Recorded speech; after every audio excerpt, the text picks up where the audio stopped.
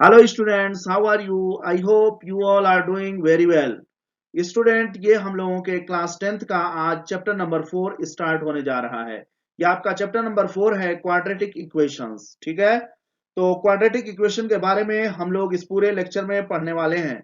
ठीक है, और हर बार की तरह हमारी आपसे यही रिक्वेस्ट है कि प्लीज आप जो है वीडियो को स्किप नहीं करना। स्टूडेंट, आप अगर स्किप कर दोगे तो आप अपने पैर पे खुद कुल्हाड़ी मार रहे हो। ठीक है, क्योंकि हम एक एक टॉपिक को कवर कर रहे हैं, एक एक एक्सरसाइज के प्रॉब्लम को सॉल्व कर रहे हैं। ठीक है, एक एक एक्सरसाइज का प्रॉब्लम यहाँ पे सॉल्व हो रहा है, एक एक आपका एग्जाम्पल का प्रॉब्लम यहाँ पे सॉल्व हो रहा है। ठीक है, तो प्लीज वीडियो को स्किप नहीं करो, आप पूरे सॉल्यूशन को देखो और पूरे कॉन्सेप्ट को समझो, और कहीं भी कोई डाउट रह जाता है तो प्लीज आप जो है कमेंट करके हमसे जो है सवाल पूछें।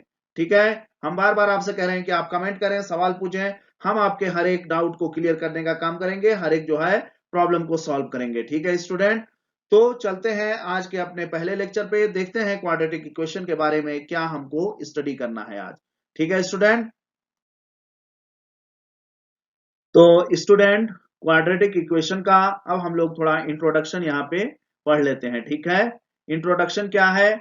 इन चैप्टर 2 आपने जो है क्लास 10th में अभी चैप्टर 2 आपने पढ़ा पॉलिनोमियल्स। ठीक है, in chapter 2 you have studied different types of polynomials. ठीक है, आपने डिफरेंट टाइप्स के पॉलिनोमियल के बारे में स्टडी किया।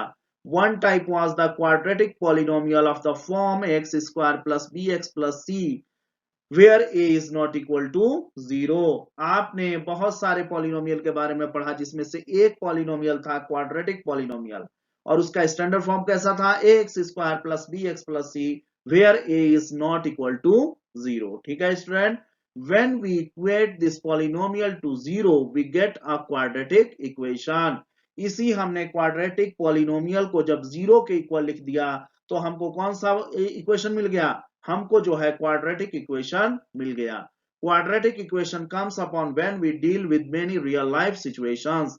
ठीक है, क्वाड्रेटिक इक्वेशन लाइफ बहुत सारी रियल लाइफ के सिचुएशंस को डील करने में हम लोग इस इक्वेशन का यूज करते हैं। ठीक है, वो आगे आपको पता चलेगा। In this chapter you will study quadratic equations and various ways of finding their roots. आप इस चैप्टर में क्वाड्रेटिक इक्वेशन के बारे में स्टडी करने वाले हैं और क्वाड्रेटिक इक्वेशन के रूट्स को डिफरेंट वे से कैसे फाइंड आउट करेंगे इसके बारे में भी आप स्टडी करने वाले हैं।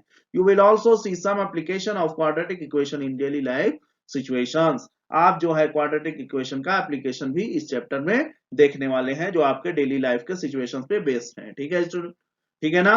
तो इंट्रोडक्शन में आपने पढ़ लिया कि हमको किसके बारे में पढ़ना है, क्वाड्रेटिक इक्वेशन के बारे में पढ़ना है, और जो है क्वाड्रेटिक इक्वेशंस के हम जो है रूट्स को डिफरेंट वेज से कैसे फाइंड आउट करेंगे, और रियल लाइफ में क्वाड्रेटिक इक्वेशन का क्या यूज है, कैसे हम जो है इसका यूज करेंगे। ठीक है, तो एप्लीकेशन है और सोल्यूशन है और क्वाड्रेटिक इक्वेशन के बारे में पढ़ना है। ठीक है, आइए क्वाड्रेटिक इक्वेशन के बारे में थोड़ा और अच्छे से जानते हैं। A quadratic equation in the variable x is an equation of the form x square plus bx plus c is equal to 0 where a b c are real numbers, a is not equal to 0। ठीक है, quadratic equation में बोला गया quadratic equation में बोला गया कि x variable का अगर कोई क्वाड्रेटिक इक्वेशन लिखा जाएगा तो वो ऐसा होगा a x square plus b x plus c is equal to zero, जहां पे ए बी और सी आपके क्या होंगे? कांस्टेंट होंगे। और एक चीज जोर दिया गया एक बात पे कि ए जो है आपका जीरो के इक्वल नहीं होना चाहिए। आप ही देखो, अगर यहाँ पे ए जीरो हो जाएगा तो एक्स स्क्वायर का टर्म गायब हो जाएगा स्टूडेंट,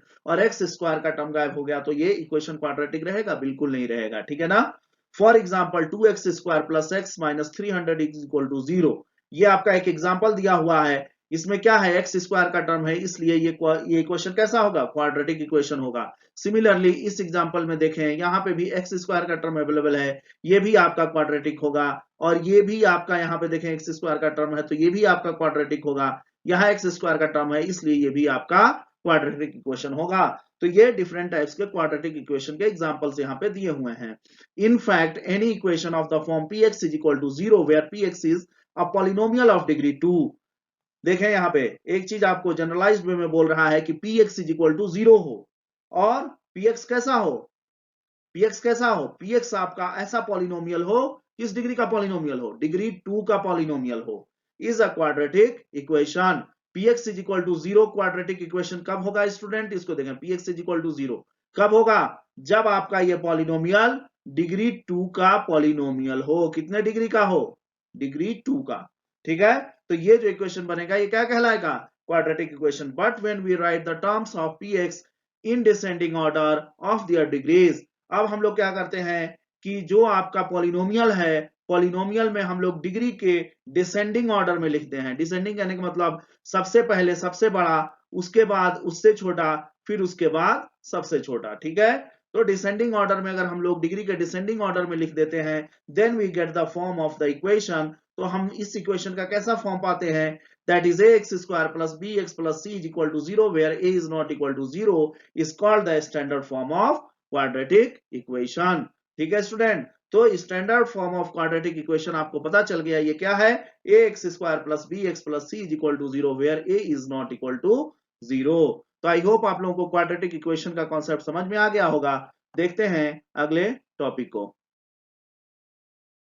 ठीक है स्टूडेंट, तो अब क्वाड्रेटिक इक्वेशन जो आपने स्टडी किया उसी पे बेस्ड आपका पहला एग्जांपल आ गया। ठीक है, represent the following situations mathematically.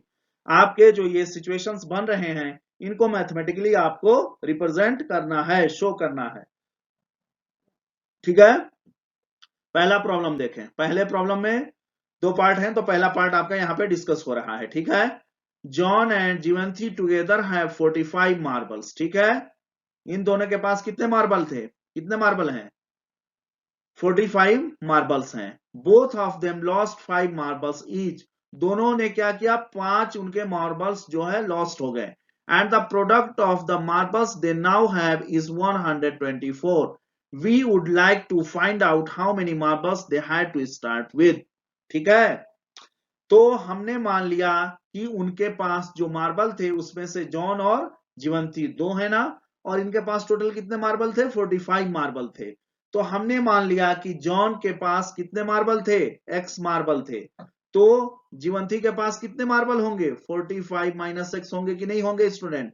हम लोग एक ही वेरिएबल के बारे में पढ़ेंगे यहाँ पे, इसलिए हम जो भी वैल्यू मानेंगे, जो भी हम इक्वेशन बनाएंगे, जो भी हम जो है मान करके आएंगे, लेट जो भी करेंगे, जो भी वेरिएबल हम लेट करेंगे वो दोनों एक ही वेरिएबल के फॉर्म में होने चाहिए। ये बात को याद रखिएगा, इसमें वन वेरिएबल ही होना चाहिए, टू वेरिएबल नहीं आना चाहिए। ठीक है, तो इक्वेशन बनाने में आप इसका यूज करेंगे। तो आपने अगर मान लिया जॉन के पास टोटल कितने मार्बल थे स्टार्टिंग में, एक्स मार्बल थे, तो जीवंती के पास कितने होंगे, 45 माइनस एक्स होंगे कि नहीं होंगे स्टूडेंट। ठीक है, आई होप आप ये समझ गए होंगे, क्योंकि ये समझ में आ रहा है ना, इन दोनों को ऐड करेंगे तो कितना आएगा, x प्लस 45 माइनस एक्स, कितना आ गया, 45 आ गया। यानी दोनों के पास कितने मार्बल थे, एक के पास x था और दूसरे के पास 45 माइनस एक्स था। ठीक है, the number of marbles left with John when he lost 5 marble. अब बताओ, उसने जो है टोटल उसके पास कितने मार्बल थे, x थे, फिर कह रहा 5 उसमें से गायब हो गए, तो कितने बचेंगे, x माइनस 5। और जीवंती के पास कितने बचेंगे, 45 माइनस एक्स उसके पास थे शुरू में, 5 उसमें से गायब हो गए, तो 45 माइनस एक्स माइनस 5, यहां से मिल जाएगा 40 माइनस एक्स। अब गायब होने के बाद स्टूडेंट देखो यहाँ पे प्रोडक्ट उन मार्बल्स का कितना आ रहा है, 124। यानी इस मार्बल का और इस मार्बल का प्रोडक्ट कितना आना चाहिए, 124 आ रहा है। तो देखिए x minus 5 multiply by bracket में 40 माइनस एक्स, आप इस इक्वेशन को सॉल्व करें, आप देख रहे हैं लास्ट में आपको क्या मिल जा रहा है, x square minus 45x plus 324 is equal to 0. Therefore, the number of marbles John had satisfied the quadratic equation. यही हमको जो है सिचुएशन को मैथमेटिकली रिप्रेजेंट करना था, यही हमको इक्वेशन फाइंड आउट करना था। ठीक है, which is required representation of the problem mathematically. ठीक है, तो आपने इस सिचुएशन को मैथमेटिकली जो है शो कर दिया, यही आपका आंसर होगा। ठीक है स्टूडेंट, तो हमने इक्वेशन कैसे बनाया आपको समझ में आ गया होगा। जो दिए हुए डेटा है उनमें हम जो है मानेंगे, वैल्यू मान लेंगे अपनी तरफ से, लेकिन हमको एक चीज ध्यान रखना है कि जो माना हुआ हमारा वैल्यू होगा वो हमेशा एक ही वेरिएबल में होना चाहिए। ठीक है, तो सिर्फ और सिर्फ x के फॉर्म में माने पहली चीज को, और दूसरी चीज को उसी फॉर्म में जो है लिखें, उसी वेरिएबल के फॉर्म में लिखें। ठीक है, टू वेरिएबल यहाँ पे यूज नहीं करना है, कहने की बात ये है। ठीक है स्टूडेंट, तो चलिए देखते हैं अगले पार्ट को, क्या है आपका अगला पार्ट इसमें। ठीक है स्टूडेंट, तो ये आपके पहले एग्जाम्पल का ये सेकंड पार्ट आ गया है। ठीक है, तो यहाँ पे क्या लिखा हुआ है, ए कॉटेज इंडस्ट्री। ठीक है, कोई कॉटेज इंडस्ट्री है, produce a certain number of toys in a day. वो एक दिन में कुछ जो है टॉयज के नंबर प्रोड्यूस कर रही है, कुछ टॉयज बना रही है। अभी नंबर एग्जैक्टली आपको पता नहीं है। ठीक है, the cost of production of each toy in rupees was found to be 55 minus the number of toys produced in a day. ठीक है, the cost of production of each toy का जो प्रोडक्शन है, प्रोडक्शन कॉस्ट। ठीक है, एक toy बनाने का जो उनका कॉस्ट आ रहा है वो क्या है, was found 55 minus the number of toys produced in a day. अगर उस दिन में एक्स टॉयज प्रोड्यूस्ड हो रहे हैं तो एक टॉय का आपका प्राइस कितना आ रहा है, 55 माइनस एक्स। यही तो कह रहा है, the cost of production of each toy, एक टॉय का कॉस्ट क्या बता रहा है, एक्स इज इक्वल टू क्या बता रहा है, was found to be 55 minus the number of toys produced in a day। अगर उस दिन जो है कितने आपके जो है टॉयज प्रोड्यूस किए गए, एक्स टॉयज प्रोड्यूस किए गए, तो 55 माइनस में से 55 में से आप उसको सब्ट्रैक्ट कर देंगे तो एक टॉय का कॉस्ट आपको पता चल जाएगा। ठीक है, तो यहां पे देखें हमने क्या किया है, let the number of toys produced on that day be x. उस दिन जो टॉयज प्रोड्यूस्ड हुए, मतलब एक पर्टिकुलर दिन की बात हो रही है, वो कितने टॉयज प्रोड्यूस्ड हुए उस दिन, टोटल एक्स टॉयज प्रोड्यूस्ड हुए। ठीक है, therefore the cost of production of each toy on that day, यानी एक टॉय का जो उस दिन प्रोड्यूस हुआ उसका कॉस्ट क्या बनेगा, 55 माइनस एक्स, यानी 55 माइनस उस दिन के total number of produce toys. तो ये आपको मिल गया। तो ये दोनों चीजें क्लियर हो गई ना, कि उस दिन जितने टॉयज प्रोड्यूस हुए हैं आप 55 में से उसको सब्ट्रैक्ट कर दोगे तो आपको जो है एक टॉय का कॉस्ट पता चल जाएगा। तो एक टॉय का कॉस्ट पता चल गया ये, और ये आपका नंबर ऑफ टॉयज पता चल गया उस दिन के। On a particular day the cost of production was 750। उसी दिन की बात हो रही है कि कॉस्ट ऑफ प्रोडक्शन कितना था, 750 रुपए का प्रोडक्शन हुआ है। तो प्रोडक्शन पता करने के लिए उस दिन का आपको कैसे पता चलेगा, आपको पता चल गया कि टोटल एक्स टॉय उस कंपनी ने प्रोड्यूस किया उस दिन। ठीक है, और एक टॉय का रेट आपको पता चल गया 55 माइनस एक्स। तो ये बताइए आपको, टॉय का अगर रेट पता चल जाए और टॉय का टोटल नंबर पता चल जाए, नंबर पता चल जाए और कॉस्ट पता चल जाए, तो उसको मल्टीप्लाई कर देंगे तो उस दिन का टोटल प्रोडक्शन कॉस्ट मिल जाएगा कि नहीं मिल जाएगा। ठीक है, तो यही ये कह रहा है कि 750 कैसे आएगा, जब हम जो है x को मल्टीप्लाई कर देंगे 55 माइनस एक्स थे। ठीक है, so the cost of production in rupees that day, उस दिन का प्रोडक्शन जो हुआ उसका कॉस्ट क्या बनेगा, x multiply by 55 minus x. और ये आपके प्रॉब्लम में दिया हुआ है, ये कितने के इक्वल है, 750 के इक्वल है स्टूडेंट। ठीक है, अब x multiply by 55 minus x is equal to 750। अब इसी आप जो है इक्वेशन को सॉल्व करें और आपको एक क्वाड्रेटिक इक्वेशन इस फॉर्म में मिल रहा है। ठीक है, therefore the number of toys produced that day satisfied the quadratic equation। वो जो नंबर ऑफ टॉयज उस दिन प्रोड्यूस हुए थे वो आपको अगर फाइंड आउट करना हो तो आप इस इक्वेशन को सॉल्व करेंगे तो आपको x की वैल्यू मिल जाएगी और cost of production of each toy भी आपको मिल जाएगा। तो ये आपको क्वाड्रेटिक इक्वेशन ये दिए हुए स्टेटमेंट के हेल्प से बनाना था। तो आपने एक चीज ध्यान दिया कि दो चीजें जो भी आप मान रहे हैं उसमें आपको एक चीज गौर करना है कि आपको वन वेरिएबल के फॉर्म में ही मानना है स्टूडेंट। ठीक है, वन वेरिएबल के फॉर्म में ही आपको उसको मानना है, आप दूसरे दो वेरिएबल इसमें नहीं मान सकते हैं। अगर आप दो वेरिएबल मान लेंगे तो आप अपने जो है रास्ते से भटक रहे हैं, तो ऐसा नहीं करना है, आपको एक वेरिएबल में मानना है और दूसरा जो वैल्यू फाइंड आउट करना है उसको उसी वेरिएबल के फॉर्म में दिए हुए डेटा के हेल्प से लिखेंगे। ठीक है, जैसे हमने एक x माना तो यहाँ पे दूसरा हमने 55 माइनस एक्स लिख दिया। ठीक है, तो आई होप आप लोगों को ये भी सॉल्यूशन समझ में आ गया होगा स्टूडेंट। अब स्टूडेंट हम लोग आ चुके हैं एग्जांपल नंबर 2 पे। ठीक है, check whether the following are quadratic equation. ये आपको चेक करना है कि दिए हुए जो आपके इक्वेशंस हैं ये क्वाड्रेटिक हैं कि नहीं है। तो क्वाड्रेटिक के लिए एक ही शर्त है, डिग्री क्या होनी चाहिए, 2 होनी चाहिए।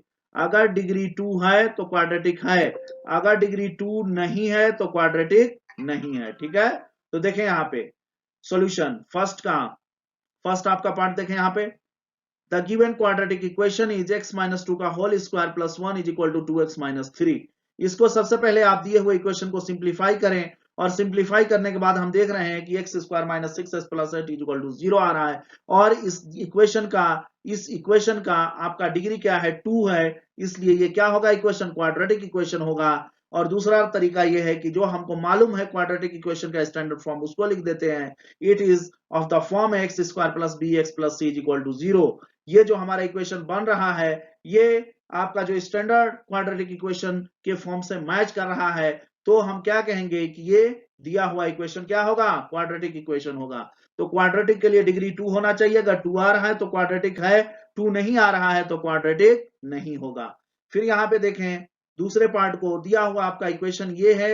सबसे पहले आप इस इक्वेशन को सिंप्लीफाई करें, सिंप्लीफाई करने के बाद स्टूडेंट आपको मिल गया x plus 12 is equal to 0। इसलिए इस इक्वेशन को सिंप्लीफाई करने के बाद डिग्री कितनी है इसकी, इस इक्वेशन की डिग्री आपकी 1 है, तो क्या ये क्वाड्रेटिक होगा, क्वाड्रेटिक नहीं होगा, नॉट अ क्वाड्रेटिक इक्वेशन। ठीक है, और ये भी आप लिख सकते हैं कि ये जो हमारा इक्वेशन x प्लस 12 बन रहा है, it is not the form of x square plus c is equal to 0। ये स्टैंडर्ड फॉर्म से जो है मैच नहीं कर रहा है, इसलिए ये हमारा क्वाड्रेटिक इक्वेशन नहीं होगा। ठीक है, ठीक है स्टूडेंट, अब हम आ चुके हैं अपने सेकंड एग्जांपल के थर्ड पार्ट पे। यहाँ पे भी वही चीज है, दिया हुआ इक्वेशन ये है। सबसे पहले इस इक्वेशन को आप जो है सिंप्लीफाई करें, सिंप्लीफाई करने के बाद आपको ये इक्वेशन मिल रहा है x square plus 3x minus 1 is equal to 0। इस इक्वेशन की डिग्री कितनी है स्टूडेंट, डिग्री कितनी है, 2 है डिग्री, इसलिए ये क्या होगा, क्वाड्रेटिक इक्वेशन होगा। या दूसरे फॉर्म में आप ये दूसरे वे में आप ये बोल सकते हैं, it is of the form x square plus b x plus c is equal to 0। ये आपके स्टैंडर्ड फॉर्म से मिलता है ये हमारा इक्वेशन, इसलिए ये कैसा होगा, क्वाड्रेटिक इक्वेशन होगा। दोनों रास्ते सही हैं, जो आप चाहें वो लिख सकते हैं। ठीक है, फोर्थ पार्ट में देखें, दिया हुआ इक्वेशन आपका ये है। आप सबसे पहले इक्वेशन को सिंप्लीफाई करिए, ए प्लस बी का होल क्यूब से आप इसको एक्सपेंड कर दीजिए स्टूडेंट, और फिर इसको सॉल्व करने की कोशिश करिए, एक्स क्यूब आपका कैंसिल हो जाएगा, और यहां से आपको आखिरी इक्वेशन जो मिल रहा है, वो आपका सिंप्लीफाइड इक्वेशन जो हो रहा है वो क्या है, 6x square plus 12x plus 12 is equal to 0। ये किस फॉर्म में है, ax square plus bx plus c is equal to 0 के फॉर्म में है, इसलिए ये हमारा इक्वेशन कैसा होगा, क्वाड्रेटिक इक्वेशन होगा। तो इसमें आपने देखा कि हमने एक ही तरीका अप्लाई किया। वो तरीका क्या था कि दिए हुए इक्वेशन को स्टूडेंट, वो जिस भी अलजेब्रिक फॉर्मूले पे बेस्ड है, आप सबसे पहले दिए हुए इक्वेशन को सिंप्लीफाई करिए। ठीक है, सिंप्लीफाई करने के बाद उसका लास्ट फॉर्म ला दीजिए, और उसके बाद चेक करिए कि क्या उस इक्वेशन की डिग्री 2 है। अगर 2 है तो क्वाड्रेटिक है, अगर 2 नहीं है तो क्वाड्रेटिक नहीं है। ठीक है स्टूडेंट, तो आई होप आप लोगों को ये सोल्यूशन समझ में आ गया होगा। अब स्टूडेंट हम लोग आ चुके हैं अपने एक्सरसाइज नंबर 4.1 पे। ठीक है, ये हमारा कौन सा एक्सरसाइज है, एक्सरसाइज 4.1। तो आपके चौथे चैप्टर का ये पहला एक्सरसाइज है। ठीक है, अभी जो हमने एग्जांपल सॉल्व किया सेम उसी से मिलता जुलता है, ये आपका एक्सरसाइज का पहला प्रॉब्लम है। क्या कह रहा है, check whether the following are quadratic equation. आपको चेक करना है कि ये जो आपके इक्वेशंस दिए हुए हैं ये क्वाड्रेटिक हैं कि नहीं है। उसी रूल को आप फॉलो करिए स्टूडेंट, दिए हुए इक्वेशन को सिंप्लीफाई करना है। दिए हुए गिवन इक्वेशन को क्या करना है, सबसे पहले पहले आपका गिवन इक्वेशन लिखना है। गिवन इक्वेशन लिखने के बाद दूसरा स्टेप अप्लाई करना है, सिंप्लीफाई। सिंप्लीफाई करेंगे, कैसे सिंप्लीफाई करेंगे, लास्ट फॉर्म लेकर के आएंगे। ठीक है, और उसके बाद हम चेक करेंगे क्या चेक करेंगे, डिग्री उस इक्वेशन की कितनी है, डिग्री चेक करेंगे। If degree is equal to 2 then it is quadratic. If degree of equation is not equal to 2 then not quadratic. ठीक है, तो इसी को फॉलो करिए, और आठों जो इसके पार्ट्स हैं इसको आप जो है आंसर लिखिए यहाँ पे। ठीक है, तो हम आ गए हैं पहले पार्ट पे। ठीक है, दिया हुआ इक्वेशन आपका ये है। इस इक्वेशन को हमने सिंप्लीफाई किया, x square plus 7 is equal to 0 मिल गया। डिग्री कितनी है, यहाँ पे 2 है, डिग्री कितनी है स्टूडेंट, 2 है, इसलिए ये क्या होगा, क्वाड्रेटिक इक्वेशन होगा। सिमिलरली यहां पे आ जाए, डिग्री इसका भी 2 आ रहा है सिंप्लीफाई करने के बाद, इसलिए ये भी क्या होगा, क्वाड्रेटिक होगा। ठीक है, चलते हैं अगले पार्ट को। अब आ चुके हैं स्टूडेंट आप थर्ड पार्ट पे, ठीक है। एक्सरसाइज के पहले का थर्ड पार्ट है ये। सिंप्लीफाई करें दिए हुए इक्वेशन को आप। सिंप्लीफाई करने के बाद आपको मिल रहा है 3x - 1 इज इक्वल टू 0। इस इक्वेशन में डिग्री कितनी है, डिग्री कितनी है आप जरा बताएं। डिग्री 1 है, तो ये क्या होगा, क्वाड्रेटिक नहीं होगा, नॉट ए क्वाड्रेटिक इक्वेशन। फिर यहाँ पे देखें लास्ट फॉर्म में डिग्री 2 आ रहा है, x² + bx + c equal to 0 के फॉर्म में हम इसको लिख लिए हैं, तो इसलिए ये हमारा कैसा इक्वेशन होगा, क्वाड्रेटिक होगा। फिर यहाँ पे देख लें, सिंप्लीफाई करने के बाद यहाँ पे डिग्री 2 आ रही है। सबसे आसान तरीका है, डिग्री देख लें, डिग्री अगर 2 है तो क्वाड्रेटिक है, तो ये कैसा इक्वेशन होगा, क्वाड्रेटिक होगा, ठीक है। क्योंकि यहाँ पे डिग्री क्या आ रही है, सिंप्लीफाई करने के बाद 2 आ रही है स्टूडेंट, ठीक है। तो चलिए देखते हैं अगले पार्ट को,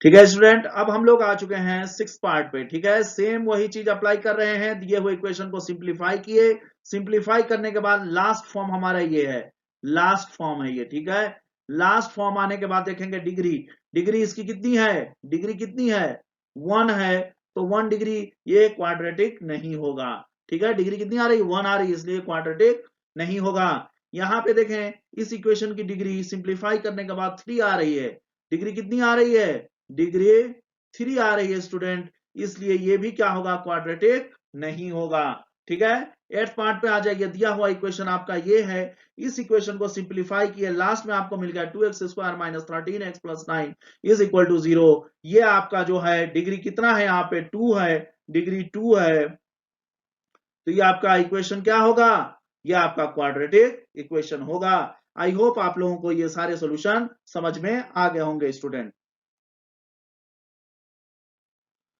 अब आ गए हैं स्टूडेंट हम लोग एक्सरसाइज 4.1 के सेकेंड प्रॉब्लम पे, ठीक है। Represent the following situations in the form of quadratic equations. जो सिचुएशन दिया हुआ है इसको क्वाड्रेटिक इक्वेशन के फॉर्म में लिख देना है, बस यही आपका काम है, ठीक है। तो कैसे लिखेंगे, आपको हमने पहले ही बताया था कि वेरिएबल जो होगा एक ही वेरिएबल यहाँ पे यूज होगा, तो लेट करेंगे आप, वो भी वेरिएबल x यूज करना है। तो अगर एक चीज आप मान रहे हैं x, तो दूसरा चीज जो उसमें निकालना होगा उसको भी आप x के फॉर्म में ही मानिएगा, ठीक है। इस बात पे ध्यान रखना है आपको। तो चलिए देखते हैं, the area of a rectangular plot is 528 metre square. कोई आपका रेक्टेंगुलर एरिया है, उसका जो है लेंथ होगा, रेक्टेंगुलर में क्या होता है, लेंथ होता है और ब्रेथ होता है, तो एल और बी हो गया। एरिया कितना कह रहा है, 528 मीटर स्क्वायर।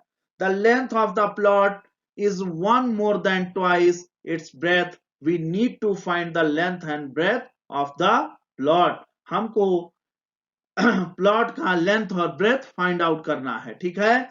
और लेंथ और ब्रेथ में उसने कुछ रिलेशन यहाँ पे दिया हुआ है, तो यही जो रिलेशन है इसका हम लोग यूज करेंगे और लेंथ और ब्रेथ को एक ही वेरिएबल के फॉर्म में हम लिखेंगे। तो हमने क्या मान लिया student, the length of the plot is 1 more than twice its breadth।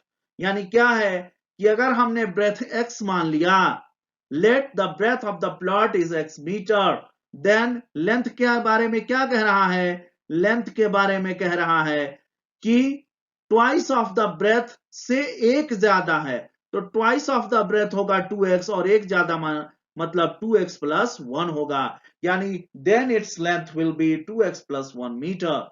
यानी आपको यह चीज पता चल गया कि ब्रेथ x कैसे आ रहा है और लेंथ 2x + 1 कैसे आ रहा है। जो दोनों अननोन है स्टूडेंट, उसमें से हम दोनों को एक ही वेरिएबल के फॉर्म में मानेंगे, यही यहाँ पे टेक्निक अप्लाई करनी है और इसी के पीछे आपको मेहनत करना है कि हम कैसे एक को x मान लें और दूसरे को x के फॉर्म में लिख दें, ठीक है स्टूडेंट। तो जब लेंथ और ब्रेथ मिल गया तो area of the rectangular plot you can write this is equal to length of the plot multiply by breadth of the plot.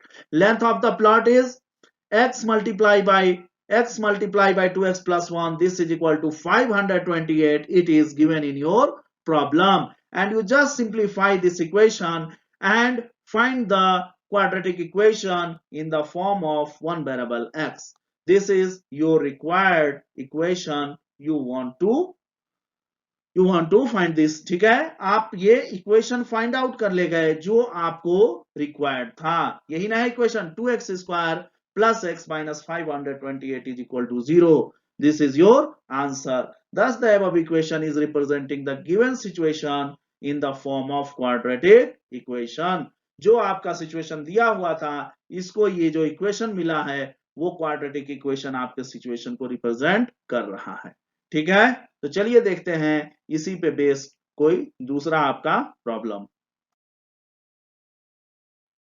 ठीक है स्टूडेंट, अब देखें आगे हम लोग सेकंड प्रॉब्लम पे। ठीक है, सेकंड का ये सेकंड पार्ट है। ठीक है, the product of two consecutive positive integers is 306।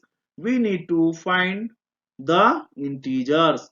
ठीक है, तो आप दिया हुआ जो इक्वेशन है, आप दिया हुआ जो स्टेटमेंट है, इस स्टेटमेंट को आप क्वाड्रेटिक इक्वेशन के फॉर्म में लिखते हैं, यही आपका सवाल है। ठीक है, अभी आपको x की वैल्यू फाइंड करना नहीं है इस पार्ट में। इस एक्सरसाइज में सिर्फ और सिर्फ आपको x के फॉर्म में क्वाड्रेटिक इक्वेशन जो दिया हुआ सिचुएशन है उसके हेल्प से लिख देना है। तो कह रहा है टू कॉन्सिक्यूटिव पॉजिटिव इंटीजर्स का प्रोडक्ट कितना आ रहा है, 306 आ रहा है। कॉन्सिक्यूटिव कहने का मतलब यह है कि कंटिन्यू यानी लगातार, यानी एक सीरीज में वो नंबर्स हो। ठीक है, तो हमने अगर सीरीज में कोई नंबर होगा 1 2 3 4, ये किसी न किसी सीरीज में है ना नंबर, 1 के डिफरेंस पे बनाया गया नंबर है। कोई हो सकता है 2 4 6 8 10, ये भी क्या है, एक सीरीज में बनाया हुआ नंबर है जिसमें 2 का डिफरेंस है।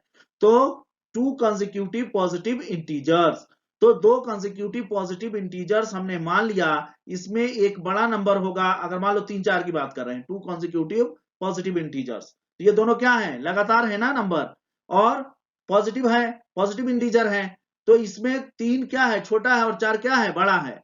तो अगर हमने पहले वाले को, छोटे नंबर को x मान लिया, तो बड़ा वाला नंबर क्या होगा, x+1 ही तो होगा। तो ऐसे ही वो कॉन्सिक्यूटिव नंबर हमने मान लिया, जो स्मॉलर नंबर है उसमें से वो x है, और आपका जो दूसरा नंबर होगा वो क्या बनेगा, बिगर नंबर, x+1 होगा। अब यही तो कह रहा है इन दोनों का product x multiply by x+1, and this is coming how much, 306। इसको 306 के इक्वल लिख दो। इसके हेल्प से जो इक्वेशन बन गया क्वाड्रेटिक इक्वेशन, यही आपका जो है रिक्वायर्ड इक्वेशन था जो आपको फाइंड आउट करना था। ठीक है, thus the above equation is representing the given situations in the form of quadratic equation। ठीक है स्टूडेंट, तो ये आपका इक्वेशन बनेगा जो कि 2 कंसेक्यूटिव नंबर्स के प्रोडक्ट जो है 306 आएंगे। वो इक्वेशन कैसा होगा, वो इक्वेशन होगा x² plus x minus 306 is equal to 0। तो आई होप आप लोगों के स्टेटमेंट के हेल्प से कैसे इक्वेशन लिखेंगे आपको समझ में आ रहा होगा। ठीक है स्टूडेंट, उसी क्वेश्चन का ये आपका थर्ड पार्ट आ गया। ठीक है, थर्ड पार्ट में देखते हैं क्या है। सिचुएशन दिया हुआ है, आपको इक्वेशन लिखना है। ठीक है, तो सिचुएशन को पहले रीड करिए और देखिए जो जो वैल्यूज यहाँ पे लिखने हैं उनको एक वेरिएबल के फॉर्म में कैसे लिखते हैं, यही आपका मेन जो है काम है यहाँ पे। Rohan's mother is 26 year older than him, यानी रोहन की माँ रोहन से कितनी जो है ओल्डर है, 26 ईयर ओल्ड है। The product of their ages 3 years from now will be 360। 3 साल के बाद क्या होगा, उनके एज का अगर हम प्रोडक्ट निकालेंगे तो कितना आएगा, 360 आएगा। We would like to find Rohan's present age, तो हमको यहाँ पे अभी किसी का एज फाइंड आउट नहीं करना है आपको। ये पहले, ये दूसरे प्रॉब्लम का ये थर्ड पार्ट है, वहां पे शुरू में ही लिख दिया गया था कि आप सिचुएशन को सिर्फ और सिर्फ क्वाड्रेटिक इक्वेशन के फॉर्म में लिख दें। ठीक है, तो चलिए हम मानते हैं रोहन और उसके मदर की बात चल रही है, तो हमने मान लिया रोहन की प्रेजेंट एज कितनी है, x ईयर है, तो रोहन के माँ की प्रेजेंट एज क्या होगी, x+26 होगी, क्योंकि रोहन की माँ रोहन से 26 साल बड़ी है, तो इसलिए इसका एज क्या होगा, x+26। यानी दोनों जो आपको वैल्यूज दोनों आपके वेरिएबल यहाँ पे बन रहे थे, इनको आपने एक ही वेरिएबल के फॉर्म में मान लिया, यानी आपने अपने प्रॉब्लम का आधा काम जो है कर दिया है, आपने आधा सोल्यूशन फाइंड आउट कर लिया है।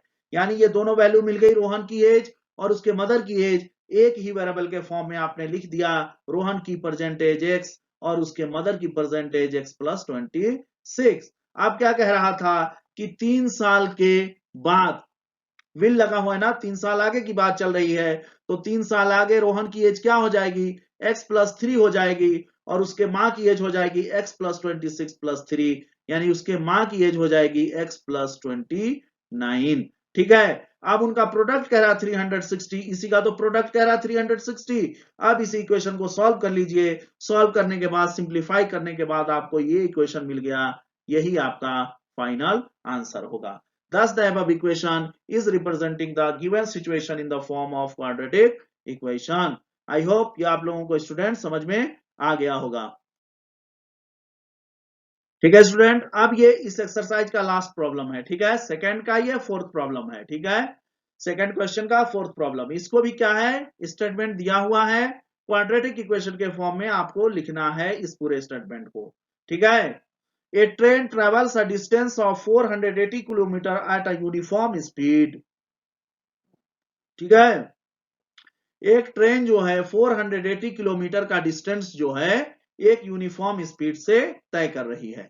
If the speed had been 8 kilometre per hour less, क्या हो गया, हमने जो स्पीड वो अगर एक्स की स्पीड से चल रही थी, जो यूनिफॉर्म स्पीड था अगर एक्स था, तो हमने अब क्या मान लिया, हमने कह दिया if the speed had been, क्या हुआ कि स्पीड जो है एक्स से हमने 8 किलोमीटर लेस कर दिया, यानी x minus 8 kilometre per hour की स्पीड से अगर ये ट्रेन चलने लगी तो then it would have taken 3 hours more to cover the same distance. यानी इसी 480 किलोमीटर के डिस्टेंस को तय करने में अब इस ट्रेन को कितने घंटे लगेंगे, पहले से 3 घंटे ज्यादा लगेंगे। तो जाहिर सी बात है कि अगर आप स्पीड कम करेंगे तो जाहिर बात है टाइम आपका ज्यादा लगेगा। We need to find the speed of the train. तो यहाँ पे अभी स्टूडेंट स्पीड यानी सॉल्यूशन नहीं पढ़ना है, तो इसलिए दिए हुए इक्वेशन का अभी हम सिर्फ और सिर्फ क्या बता रहे हैं, दिए हुए इक्वेशन को कैसे हम लोग जो है क्वाड्रेटिक इक्वेशन के फॉर्म में लिखेंगे। ठीक है, तो आप यहां पे देखें fourth part, let the uniform speed of the train is x kilometre. अगर उस ट्रेन का हमने क्या मान लिया, यूनिफॉर्म स्पीड क्या है, x किलोमीटर है। ठीक है, तो हम क्या जानते हैं, we know that time is equal to distance by speed. Distance भी पता है, स्पीड भी पता है, टाइम निकाल लेंगे यहां से कि नहीं निकाल लेंगे। तो अब जब यूनिफॉर्म स्पीड से वो ट्रेन रन कर रही थी, उस वक्त जो ट्रेन को टाइम लगा है उसको हमने क्या कह दिया, t1। t1 is equal to 480 by x. तो यहां से क्या पता चल गया, यूनिफॉर्म स्पीड से जब वो ट्रेन आपकी चल रही थी तो उसने कितना टाइम लिया, t1 टाइम लिया। ठीक है, और यूनिफॉर्म स्पीड से 8 किलोमीटर पर आवर जब उसने लेस कर दिया अपना स्पीड, तब उसने क्या टाइम लिया, t2 टाइम लिया।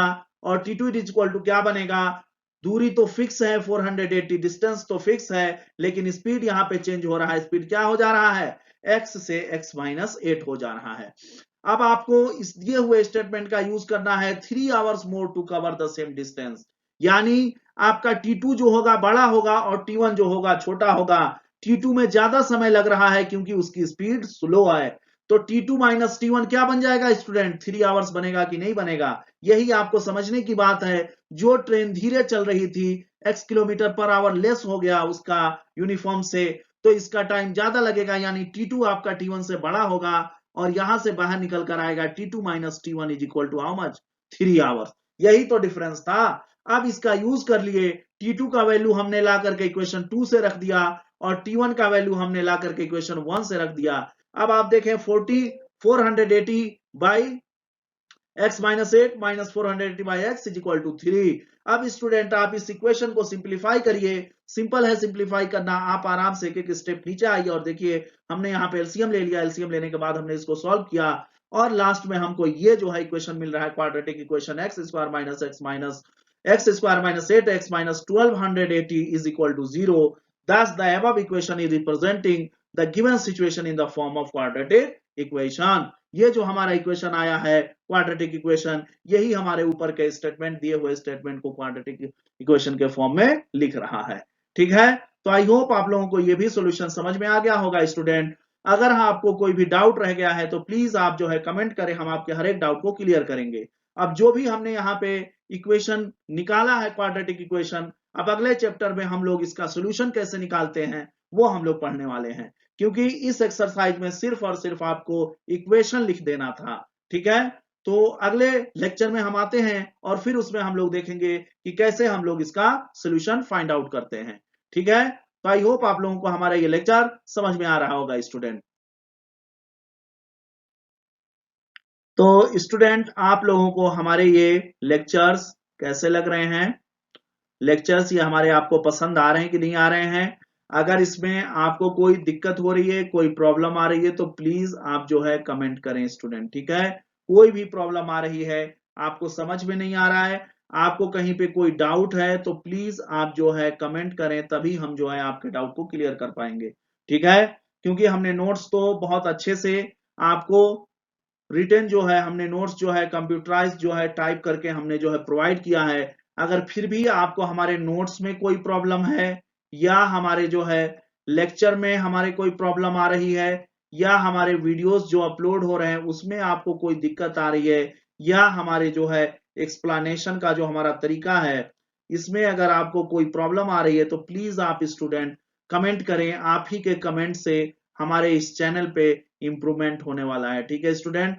तो प्लीज आप लोग हमारे इस चैनल को आगे बढ़ाने के लिए प्लीज कमेंट करें, और जो भी यहाँ पे कमी आपको लग रही है वो आप हमसे खुल करके बताएं, हम उसको दूर करके और जो है इस चैनल को आगे बढ़ाने की कोशिश करेंगे, ठीक है?